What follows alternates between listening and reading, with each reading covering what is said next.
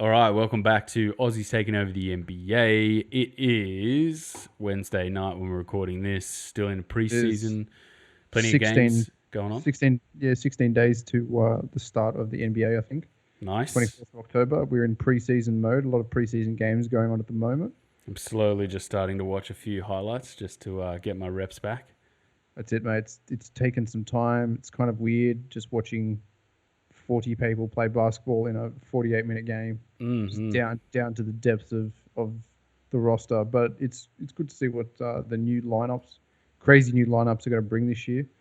To see what happens. Obviously, Zion Pelicans were in fine form the other night with Lonzo freaking shots. They look like a bit scary. They look as though if they were all round a little bit better of a team, like they'd be a deadly team where you're just like, wow, far out. This is like one of the brand new teams here to stay in the NBA and start winning and get championship caliber. Some of these teams still feel like, oh, we're not quite there yet, but will we ever be there? And then they just peter out into nothing. I think they're one draft pick away from being a playoff team, and then they're kind of. I don't think they've got enough talent as is. Zion's still a bit of a kind of one-trick pony. He's just a behemoth getting to the rim. Can't really shoot the ball. Yeah, deadly when he's with two hands, going up with two hands, just dunking all over everyone. He had two or three dunks in that. Oh, he's just fucking massive. It was good to watch. Anyway, it's good to see him playing some minutes, and obviously the New Orleans Lakers. The New Orleans Lakers, yeah. How weird is it? Anthony Davis on that team. It's weird. Yeah, I don't know, man. I feel like they're going to be a really good team this year. I just got this feeling of just like, the fucking got Anthony Davis. LeBron James is just going to be like, sweet, party time. Like, I can just chill out and I actually have a good team with me now. And it's not like I can party, but yet I have to carry the entire team. Yeah, well, they're going to play him a point guard, which is just... Yes, I would too, at his age. Yeah, at his age, play a bit of point guard. Obviously, got Rondo back up. Look, man, it's a good team. I think it's definitely going to be a Lakers-Clippers mix, top four mix. Who else can take it? I'm not sure yet. It's yet to be unveiled. Obviously, we're going to bring you a Brokov rap. That's a weird team as well. I don't know what they played the other night. The other night, OKC. Did they play OKC? They played OKC. I don't think Doncic played. Is that on ESPN? Yeah, I don't think Porzingis played either. But it was Boban, who's 7'4" and not 7'3", because all these heights are getting redone again, which is hilarious. They're getting combined or remeasured and stuff. Yeah, so Kevin Durant's 6'10". He's not 6'10" though, man. He's 7 foot. You can tell. He's 6'10". Official height is 6'10". They get fined if they give you the wrong things now, the wrong measurements. I think you just paid a little bit of a fine under the table there. Well, it's not so much that he's not 7 foot, is that Joel Embiid's not 7 foot. Is he bigger? Yeah, is way he bigger. Like 7'2"? Joel Embiid, 6'11" and 3/4. He's not even 7 foot. He looked huge, man, when I saw him. So he was listed down from 7 foot to the new height. So it's just because they're just a little bit under the table to try and mix up some of these heights. I don't even know why they're playing at that. But BS. Anyway, let's so along the bottom you can like, share, and subscribe if you're listening to us on YouTube, watching us on YouTube. Hashtag the Collectives Podcast Network. Aussies taking over the NBA on iTunes, SoundCloud. Anyway, RSS feed, you can get us. Then listen to us. If you can't find us, let us know. We'll try and tee up a new way to do it. Obviously, in going into season 2 of Aussies taking over the NBA, coming up to 100 episodes, big 100. Philly. Yeah, Philly up for the 100th episode. This one's 99, I believe. It is indeed. So we've picked Detroit for 99 because of obviously Thon Maker being there and playing potentially a big part in this year's team. I think this team is a top 8 team. I think they're going to the playoffs. Detroit. Yeah, I think they're going to the playoffs. So we're just we just announced, we're doing the Detroit. We kind of were just talking about nothing at the start of this, and we're doing Detroit. We're going to do a Detroit preseason team wrap, see what's happening with the team, improvements. I don't think they've actually made a lot of improvements over the summer. I think they've just kind of grown as a team. Obviously, signing Derrick Rose to that 3-year deal. Yeah, I've been watching some workout videos. He's looking pretty good. Looking good. He's not 6'3", he's only 6'1". No. Yeah, it's been delisted.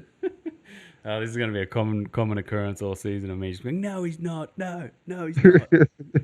But yeah, now watching some of those workout videos in the gym, doing weights and stuff like that, it just makes you go, hope you don't get injured this season, mate. Like, touch wood. He didn't have a bad season at Minnesota last year. Actually, he played pretty well at Minnesota last year. Yeah, it's good, he had a couple of little spells of injury, but that nothing as compared to his career as a whole. But I mean, he's getting paid now. 3 year 15. He was only on vet minute at Minnesota, so it's good to see him back in the league. And I think he's going to play a big part with Langston Galloway in that one spot. Hopefully, I think they'll probably end up going to him as a primary point guard. I think he's a better all-round scorer, a better mover of the ball. Not too much as a facilitator, but as a better mover and shaker, and potentially getting down the line, getting that ISO scoring going. But the big signing, which was kind of weird, was the resurgence of ISO Joe Johnson. yeah. Obviously coming off the big three as MVP, and then getting a vet min out of it. How weird's that? It's weird because the last time I remember hearing about Joe Johnson was he signed for the Rockets. And I think it was the first season Durant was there, maybe, or was it last season? And I just remember, like, they've got ISO Joe now, like, look out, they're going to be able to create a bucket. And I think he played like 2 minutes in the entire Warriors series, and we just didn't see him at all. And then he just disappeared off the face of the earth. But we saw a little bit of him, actually, for the Utah Jazz. I think he was there the year before we started doing this podcast. Might have been that year.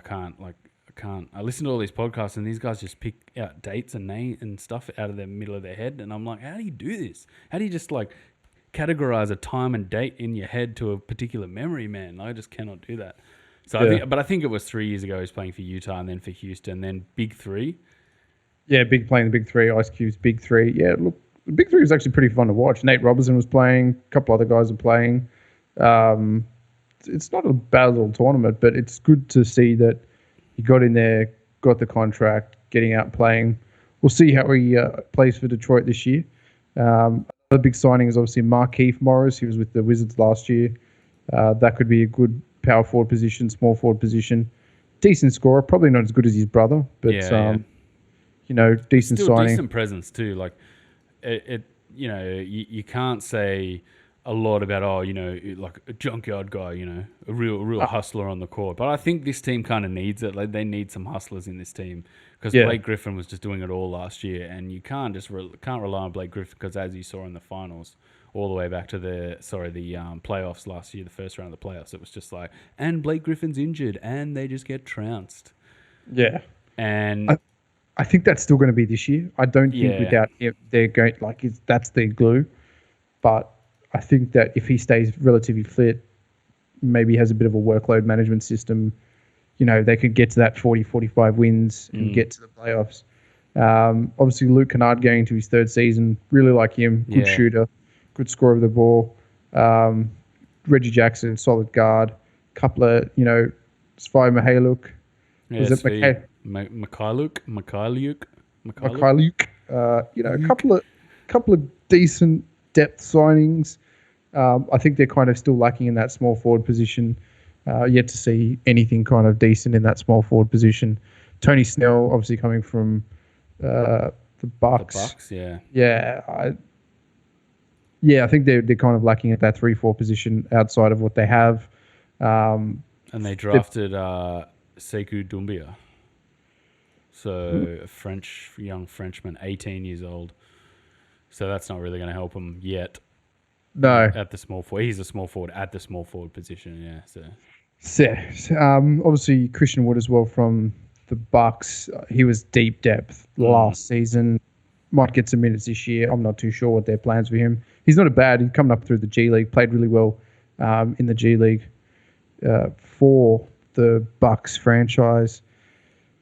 But don't know what he's going to add in terms of depth to this team, but a good starting five, probably lacking depth. Thon coming off the bench. Yeah. What do you think of Thon's off season?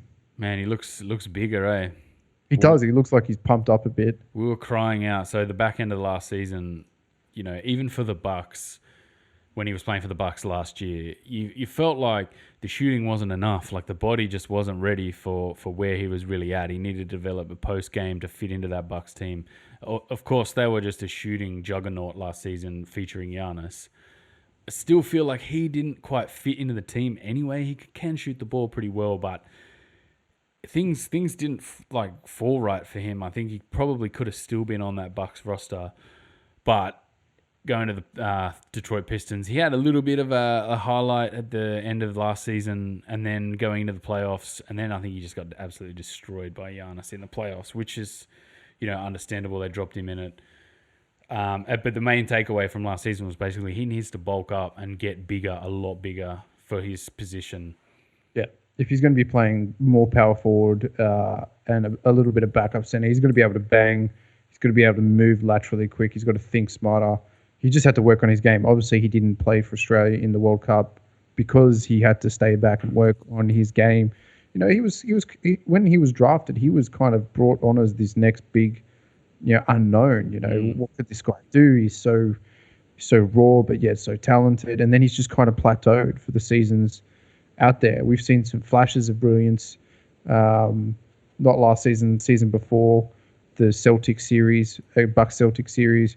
He had some big plays. Looked like he was kind of that real, down the line player, and then just fell out of rotation, got a little bit injured, and then just couldn't make his way back in the team. Wasn't shooting the ball well. Was out of time defensively.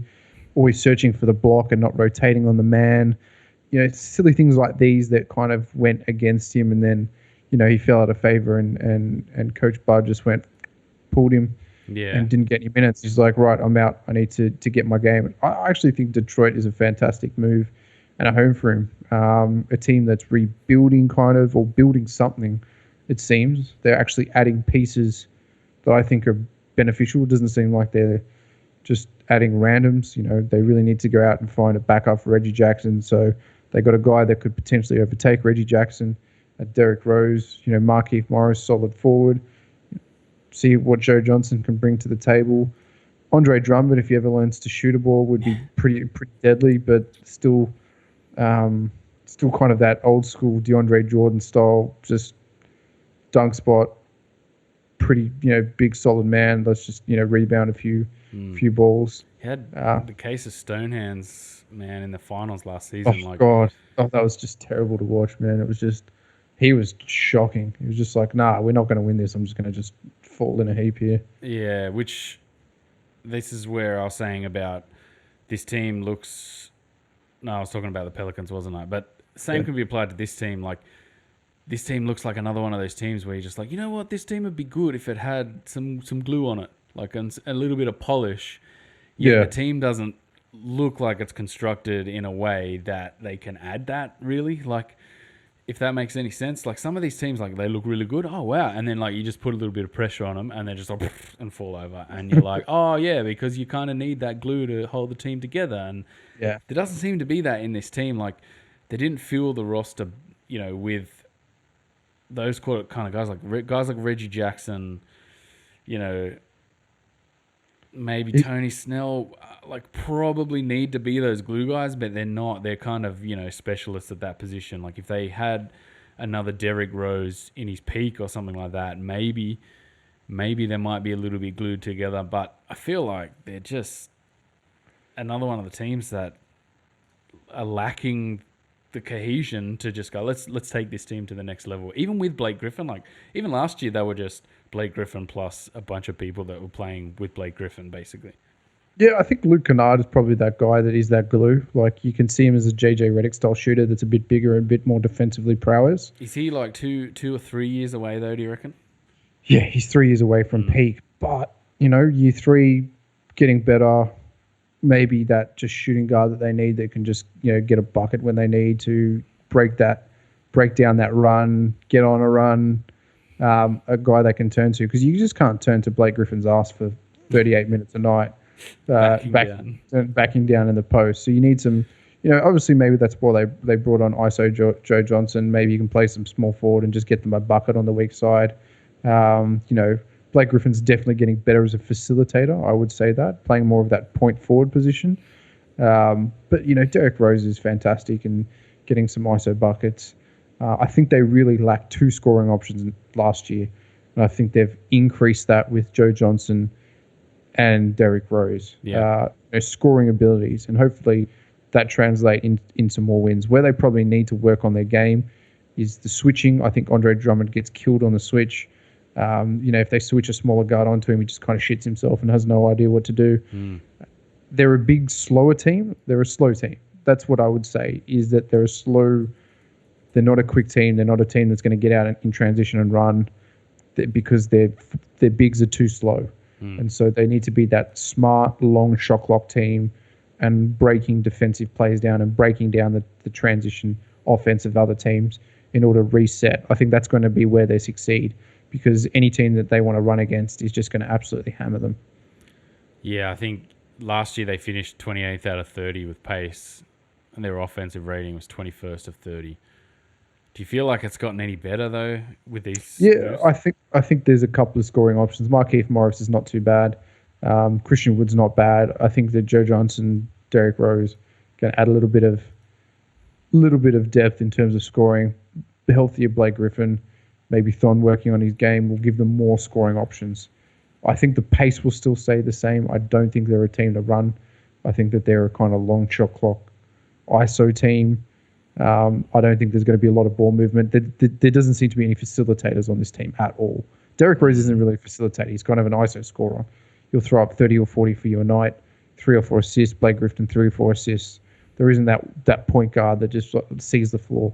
Reggie Jackson's kind of hit and miss. Langston Galloway is hit and miss. They don't always have the best nights. So I think last year they had Calder on. And did they have Ish Smith or yeah, they did have Ish Smith. Yeah, they had Ish Smith. Yeah. But he wasn't that good last year either. No, and he was another one where doesn't have the pedigree really to take this team to the next level. I think where's he gone? I think he's out of the league, retired maybe. Well, how old is he? 31. Doesn't say he's attached to any teams in there. But yeah, he again I think Derrick Rose is a step in the right direction, providing he can stay fit. He's probably got the pedigree to kind of give this team a boost. Yeah. Along with Kennard, guys like Kennard, another year of Blake Griffin and Drummond. I think that Schnell pickup could have been a little bit better. They could have got maybe a little bit better of a player. And then from there, it kind of drops off pretty heavily to a bunch of, well, I hope these guys come good type of guys, rather than, we've got some pieces here and we're building. I still think if they're going to sort of, what's Blake Griffin, 30? I think that his kind of window is closed, really. They're probably 2 or 3 years away if they build from here, from doing anything decent. And he's kind of hamstringing their cap as well. Yeah, I think they've still got some cap issues. Andre Drummond's on too much of it. I think he's on a max rookie extension. He's only 25. He looks about 40 in the shade. But I think he's 26 this year. For a center, yes, he is. For a center that really has no mid-range game in this modern NBA, you can't pay max for any dunk spot center. It's just not worth it. The Warriors don't pay it. The Lakers don't pay it. The Clippers don't. No, what's Montrezl Harrell's on $11 million a season? He's an animal. Yeah, he's underrated. Can do a lot more things. Even though he can't really shoot the ball, he can play make. He's got the hustle to be in certain areas. Whereas Drummond, I don't feel has the kind of IQ and the hustle really to put himself in spots. No, and so you capped out with a guy that's good and effective 20 years ago in the NBA. Yeah, you know what I mean? Yeah. He's not going to give you, unless he works on his mid-range game, develops a bit of a mid-range game, and can play at the elbow. And we said that from centers that kind of were at that next level, is that the game has moved past your dunk spot centers. Even you got Steven Adams shot a 3 today. That's ridiculous. Yeah. Imagine if Steven Adams can stretch the floor. He's a machine. And he was really, really underratedly good last year in the lane and in the post. He was essentially playing with Russell Westbrook. It was like, you do these 3 things, and if I'm not here, then you can do whatever you want. You know what I mean? And Russell, was always there. I think he will thrive under the new system. I think Chris Paul finding him, if he stays, I think they're trying to trade him to the Kings because they've just blown up that OKC team. Yeah. They got a lot of picks for it too. Yeah, massive amount. But they're trying to trade him to to the Kings. Paul potentially to the Heat. Don't know if they're ever going to be taken off, but I think if he can stretch the floor, man, he's a 25 a night guy he's going to definitely pick up more rebounds than when Westbrook was there, because Westwood. He just sit back and let Westbrook just take whatever he wanted. So his stat lines will go up. He'll be better in the lane. But this isn't about him. This is about Detroit. But it just kind of takes that idea that some of these centers have really stepped up their games. They've moved for sure. and evolved. And the ones that haven't do not get paid. That's what I'm saying. Only 2 centers are on this team, really, listed centers, according to Sport Track. There's only 2 listed centers, which are Thon Maker and Andre Drummond. And I don't know if I feel like Thon Maker's a full-blown center yet. I think, he's more of that stretch for maybe 2 minutes into the quarter 5. He's not the guy he's just going to get the guy that gets banged out of oblivion. I don't know. Maybe he's put on a bit of size. Hopefully he's worked on his mid-range game and can stretch. We know he can stretch the floor. He's a 3-shooter, low 30%, but, you have to respect him and can shoot the 3-ball. So it's really that interior post defense where he doesn't have the chops to lock down that center position. Like, this is my position. I'm going to play center. He just doesn't really have it. I didn't feel like the last 2 years you'd look at him and go, you know what? He has the defensive potential to be one of a quality center. Like you were always just going, "Oh, that defense needs work." Has the body for it. Can shoot the 3-ball. Not too bad in the post in terms of a back down scorer. Like he's more of kind of a finisher around the rim rather than he has chops and moves and can go this way and that way. So maybe he's worked on that. Hopefully, if I was him or if I was advising him, I would have said, "Look, beef, add some post moves to your game where." The offense can give you a catch at a certain spot, and that's your move. You go 1-2 hard to the bucket, because that really wasn't in his repertoire last season. Or with the Bucks, you weren't looking at that going, post scorer decent, and then hopefully it doesn't just whittle away to Thon's standing in the corner again, hooray! Because there was a little bit of that at the Bucks at the end of his tenure. Like it was very low key, sort of watching him at the end of the Bucks tenure, going. Dude, stop just standing in the corner. Like this looks like that was the Giannis effect. That was the Giannis for sure. But it's still like it was the Deng Adele type thing where you're just going, this feels like just a runway out of the franchise, man. You know what I mean? Like some guys, you go, we want that guy in the corner, and he looks good in the corner. He cuts off the baseline. Like you watch the Kings. There's a couple of those guys in the Sydney Kings team where you're like.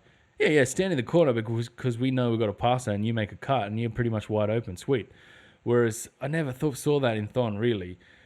And Deng Adele's the same. Like, it just had that feel of just like, this is a one-way ticket out of the franchise, basically. You're just milling around in the corner, not getting any shots. So, the big thing is going to have to be that post-game, and I hope he pulls it out and he unveils it. Indeed. Mate, what else do we have to say about Detroit? Just Thon. Do you want to say any more about Thon? What we're hoping for this season? Because it's his last rookie year, so he's eligible for a proper deal. He's eligible for this season. I think he'll stay with Detroit. I think Detroit will sign him. I think he's shown enough willingness to work on his game, obviously by not going and playing in the World Cup. I'd like to see 10 a night from him minimum. I think he's going to get the minutes to put up 10 a night, work on his 3-ball, rotate on plays a bit better. He's the kind of guy, if the Detroit wants to run, he has to be at the 5. If you want to play like a counter-attacking type of basketball late in the quarter to catch them, he's got to be at the 5 because Andre Drummond's not quick enough. He's more wispy and quick. I just want to see him play more minutes, get a bit more and stretch the floor more and at least knock down a couple a night. But definitely more aggressive on the offensive glass as well. That's something he's a bit passive about. Get in there, use your body, use your height, and make it happen. Yeah, get a bit alpha with it, I think, is the biggest thing this season. He's got to put himself in the shop window. So what do you reckon? So what is he getting paid? His rookie deal obviously is, where is it here? Thon Maker, $3 million. What do you reckon he's projected in the market? Do you think he'd get? I reckon he'll probably get a 3-year extension at $9 million. I don't think he's probably... Depends what kind of season he has here. Detroit are a bit hamstrung. I don't think he's probably going to go to open market. There's not a lot of teams that would take him in open market, I would say. There's probably only 2 teams I can think of that would take him in open market, Detroit, and I would say even the Timberwolves. I would like to see him, 3 million a year, 3 years extension. What's his qualifying offer? I think it's about 4.5. 4.8. Yeah. Maybe 15, 3 years, or just 10 year, 2 years, 10 mil. But I don't know. He's got to have a breakout season. I think if he has the same kind of season as he had last season, there's a really big chance he might be out of the league and not be offered a deal at all. But I don't see that in his game, like in his ability and in the path that he's on. I don't see him having the same kind of year where he's just not as good, not as flashy. Like I feel like he's had the time to observe what he needs to do, work on his game, and then if he comes out showing any kind of improvement, then it's like job done. It's like, oh sweet, okay, he's back. You know, he's putting himself in the shop window for a new deal. But yes, it's still, I'm looking at it just going, oh man, I hope he's doing that. Because can you see any other way that he kind of stays in the league, really? Yeah, I mean, qualifying offer is 4.8, but if they don't take that offer up, he goes into open market for minimum deal. Can you see anyone paying that, really? I don't know. 1.5. Yeah, I'd say 1.5. It's a low deal. Like it's 1.5 on any team that's cap strong. Why not? Why wouldn't the Warriors pay 1.5 for Thon? Yeah, I don't. I'm just saying. It. I feel like this is a theory. Better than Omari Spellman. Jesus. Yeah, I feel like there's a glut of average players. Like it's a hard thing to explain. Like there's a lot of average players, but the average player height of how good they are like is way higher than it has been in the last say 5-10 years. Like the height of just your normal average run-of-the-mill player at what they're being paid is higher. Like you can find more of those guys, dime a dozen type of guys, and they give you more. But like it's a bad time for Thon now for that sort of average level to be raising, because it feels like there's just more guys that can do just average things. 3 mil a season, yeah, just bring him in. He could do something for this franchise. Like I don't know, maybe that's maybe I'm wide of the mark on that, but that's just kind of how I feel. Like the league's kind of starting to flood with players and average out on how good these players are. Yet the standard's still pretty high because there's a fair bit of professionalism in a lot of the league at the moment. It seems like at the moment there's a lot of young talent coming through, and a lot of teams are taking advantage of young talent, and a lot of the old guys are getting kind of forced out of the league, like Ish Smith. Lance Stevenson's obviously in China playing. There's a lot of guys. China Lance, but Lance Stevenson's a good player in any team. He's no one wants Carmelo Anthony. That's ridiculous. Yeah, that's what I mean. Like it's like the NBA's been pruned, and these new young shoots are starting to come through. They're not there yet. You're not looking at them going, oh wow, look at this crop of really, really great 20 to 24-year-olds in the entire league. How good is this? You're kind of looking more at, wow, there's a lot of potential in these kids, and let's start rearranging our franchise to fit some of these in. Like you didn't really see that like about 10 years ago. There wasn't really that. There was just lots and lots of really good sort of middle-aged veterans, and a lot of teams were scooping them up and then putting whatever they could with them. Now it feels like a lot more franchises are strategizing around, right, we've got 3 good young players. Let's evolve them, trim the squad, put some more young guys in, trim the squad. Like they're not just like, let's whack all these players together and see how, no, that sucked. Let's whack all these players together and see how it goes. Like they're being more calculative. Yeah, that was kind of Atlanta 3 years ago. Just like, let's whack every veteran we can into this team and see what happens. And of course, nothing happened. And so, you look at Memphis has kind of done the same a little bit. They're gonna be stinky doo-doo this season, but they look like they're trying to do it. Like even going back as far as Philly and the process and stuff like that, they kind of made that blueprint. The Kings are starting to do it. You're starting to go, wow, the Kings. The Brooklyn's about 3 years into doing this as well. Yeah. The Bulls, they're just like one of those teams where they're like, wow, what happened to you? And then the Hornets. The Mavericks last season kind of like you look like. Even, I guess the Nuggets too are about 4 or 5 years into kind of just retrimming their franchise, bringing in some new guys. So I think teams are going away from that.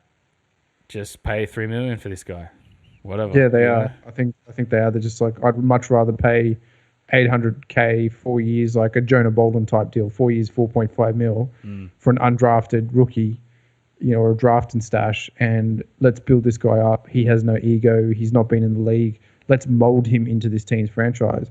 Why would we pick up Thon Maker, who's had 3 years at the Bucks, done nothing, 1 year at Detroit, done nothing, and is just the way he is? Whereas we can get this younger player who's the same height, stats, and athleticism, and just do what we want and get him to where we want and pay him less. Why would we do that? I think that's where the league is at the moment. And I think that to me, like, obviously we're not just shitting on Thon because we want the best for him. We like watching him and we think he's a really talented player, but that's the real worry about it. Like, these franchises are starting to think more about, less about, whoa, the hype around a player, and kind of more around, all right, what have you done for me here? Like this, and this, get analytical with it. Nah, we're gonna go in a different direction. And for some franchises it's working, for some it's not really working, but that's kind of the nature of how it all plays out, really. Like, not every decision is going to be a brilliant decision. No. And definitely. I feel like with the Warriors dynasty ending, basically teams, like, it's going to come back down where teams stop chasing that Warrior style, where like everyone can just be, at this height and play 5-man basketball. Like, I think now we're gonna rotate back onto, right, you need a 1-5 combo that can actually do different things and isn't the whole team just the same size type of thing. I feel like the league's going to move away from that again. We'll go into this obviously in the next part with Philly, but Philly is the largest starting five ever. Yeah, tallest. Which is crazy. Tallest starting five ever.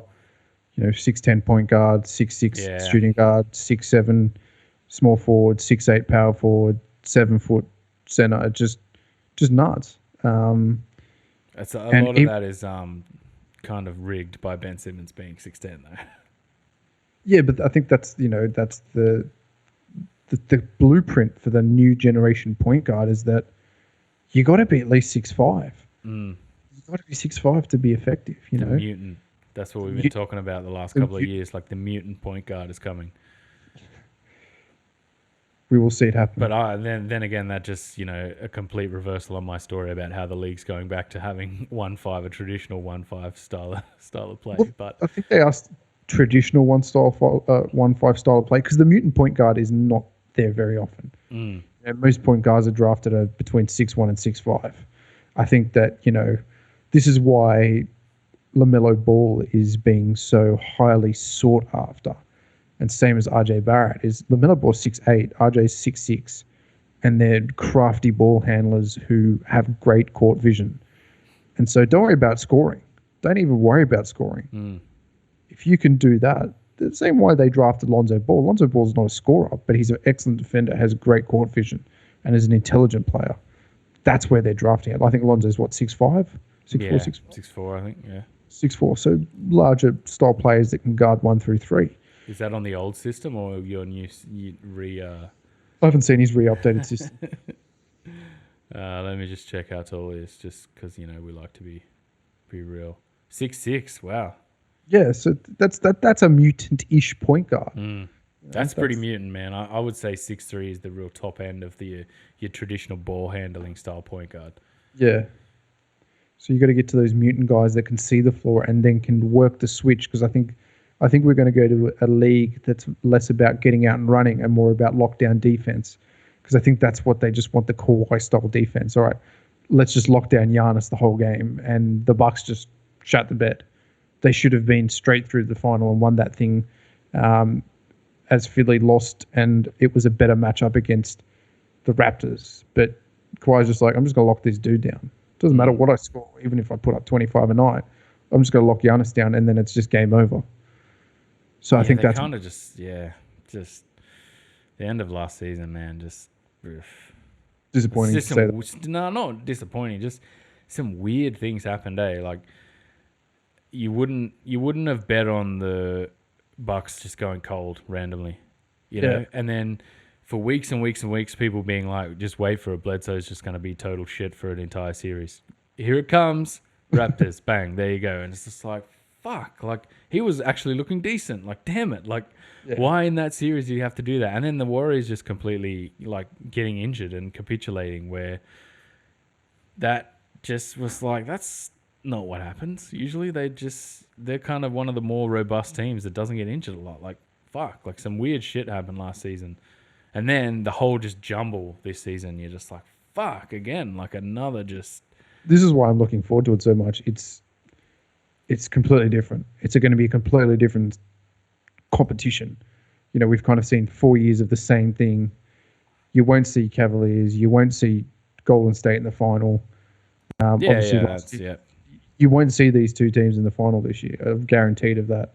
It would be an absolute miracle if the Warriors are going to make another final. Nah, they won't make another final. I just don't think that with the Clippers and the Lakers, Anthony Davis LeBron combo is pretty fucking good. So we'll wrap this up. Detroit, we've got here last season 41 wins. I had it when I looked up Vegas odds, 37.5 wins predicted. And I think they've improved. I think that the East Coast, the Eastern Conference has not overly improved. Like, it hasn't moved. I think that everyone's going to still be in the same vein. I'm going to put them at 42 wins this year. 42. I don't know why I've got 47 here. I must have been on crack when I read that one in. Jeez. So, yeah, 42 for you, 47 for me.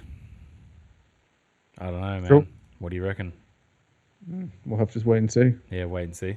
They could just go on this crazy, like, wow, Blake Griffin's just taking them to 13 wins early, and then they sustain it. And then everyone's like, wow, America's greatest team featuring Blake Griffin. How great is this? But they could just be like, wow, this is total doo-doo and terrible again. Who knows? I can't say with the mix-up what's going to happen this year in the East. The Knicks could surprise us and go to 30 wins. Who knows? Yeah, maybe. I'm not on that train. Right, guys. All right, yeah, we'll wrap it here. Episode 99 in the books. Number 100, we're coming up next. It's going to be a special one, so we'll stay tuned for that.